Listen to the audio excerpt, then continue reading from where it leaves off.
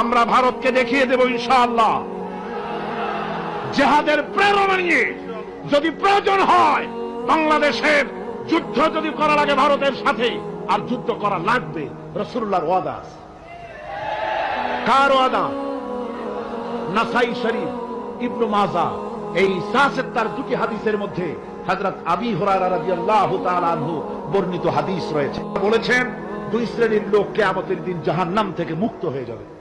এক শ্রেণী হচ্ছে যারা ঈসা আলাইহিস সালামের সাথে সাথী হয়ে যারা লড়বে আর শহীদ হবে, কিয়ামতে তারা জান্নাতে যাবে, জাহান্নাম থেকে মুক্ত। আর দ্বিতীয় শ্রেণী ভারতের সঙ্গে একটা যুদ্ধ হবে, রাসূল বলেছেন হিন্দুস্তানের সঙ্গে একটা লড়াই হবে। ওই লড়াইয়ে যারা শহীদ হবে রাসূলুল্লাহ বলেছেন কিয়ামতের দিন জাহান্নাম থেকে আল্লাহ মুক্ত করে দেবে। সেই লড়াই ভারতের সাথে আমাদের হবে।